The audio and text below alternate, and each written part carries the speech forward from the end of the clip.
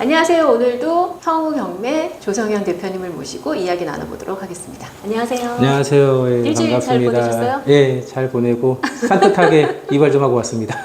카페에 글 올려주신 거 봤거든요. 예, 미켈란 예, 쉐르빌하고 파크뷰하고. 파크뷰하고. 근데 그 경매가 보니까 낙찰가가 100%가 넘더라고요. 맞습니다. 성남법원은 매주 월요일 날 진행을 해요. 분당에 이번에 3건이 올라왔는데 한 건은 변경이 됐고요. 나머지 2건 지금 말씀하신 거대로 낙찰이 됐는데 100% 이상이더라고요. 그리고 뭐 입찰자가 한 명이 아니에요. 거의 뭐 내가 이 집을 실소유하겠다라는 분이 왔다고 봐도 되고, 지금 나온 경매 물건들이 23년도에 진행을 해도 빠르면은 6월 전에, 늦으면은 1년 전 물건들이 지금 나오는 거예요. 그렇기 때문에 지금에 나온 감정가, 옛날로 치면 매매가죠. 그 가격이 6개월 전이나 1년 전의 가격이라고 보시면 돼요. 그래도 사람들이 흐름상 낙찰을 받아야겠다고 생각을 해서 들어간 거죠. 경매 물건이 추후에 7개가 더 나올 건데 지금 100% 이상이면은 약간 경매가 흐름을 탔다고 보시면 돼요. 그러면 보니까 7건 정도 그렇죠. 되는데 예. 그 정도면은 작년, 재작년 비교해서 지금 경매 물건이 어느 정도 나온 건가요? 7건이면? 엄청 많이 나왔죠. 엄청 많이 나온 예, 거예요? 보통 강남권이나 분당권은 경매가 네. 없어요.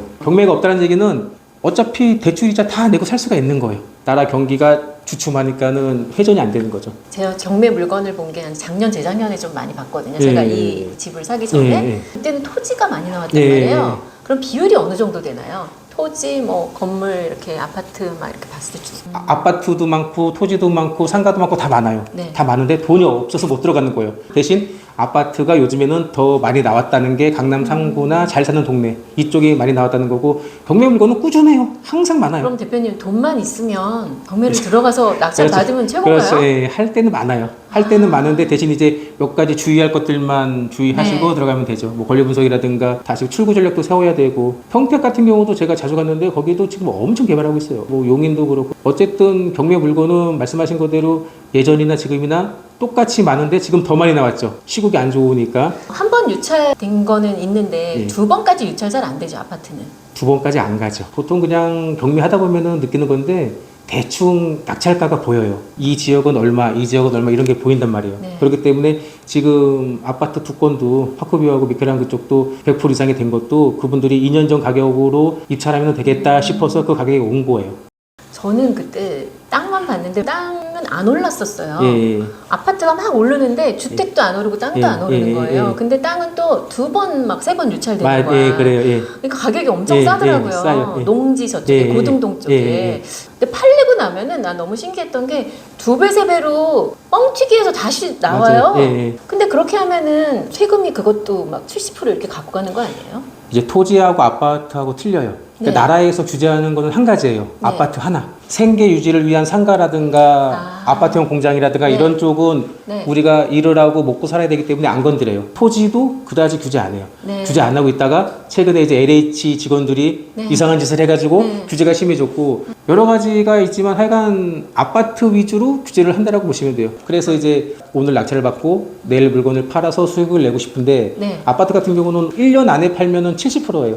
토지하고 상가는 그렇지가 않아요. 그래서 세율이 다 틀려서 지금 아파트 같은 경우 법 계류 중이에요. 통과가 아직 안 됐어요. 이거를 1년에 45%, 2년부터는 그냥 일반 과세로 하려고 해요. 네. 근데 지금 문제가 뭐냐면은 국회에도 통과도 안 됐지만 그 현 정부에서 아파트 값이 약간 올라갔다고 생각을 하나 봐요. 그래서 내년 총선 이후로 다 밀어놨어요. 세금 변화라든가 변경이라든가 나라에서도 지금 오르긴 올랐나 보다 하고 생각을 해서 특례론도 올리고 일반 주택자금 대출도 약간 올리고 조금씩 변경을 하고 있더라고요.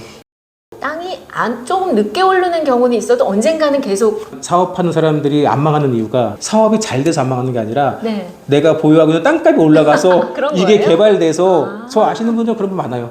간단해요. 나라에서 공시지가를 매년 올리는데 땅값이 빠지겠어요? 절대 안 빠지는 거예요. 네. 근데 이번에 어떻게 18%나 다운시켜서 문제가 되지만 공시지가는 매년마다 올라가잖아요. 주기적으로. 네. 하다못해 1원이라도 고정이 되더라도 다운은 안 된단 말이에요. 그렇기 때문에 무조건 올라간다고 보시면 돼요. 근데 이제 아파트는 기복이 있으니까는 유동적이지만 땅은 그냥 올라간다라고 편하게 보시면 돼요. 절대 안 빠지기 때문에 사시는 분들은 토지만 사시고, 그리고 토지가 효자 노릇을 해요. 그리고 이제 이슈가 있어가지고 여기저기 뉴스에서 탁탁 건드려 줄 때 빠지면 돼요, 그냥.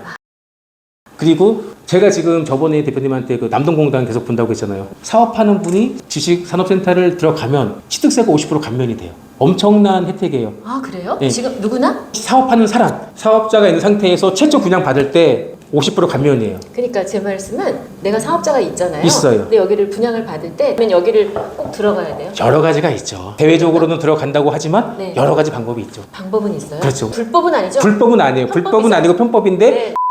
대신 조건이 5년간 거주를 해야 돼요. 거기서? 사업을 하면서. 네. 근데 다 방법이 있다고 말씀을 드리는 거고.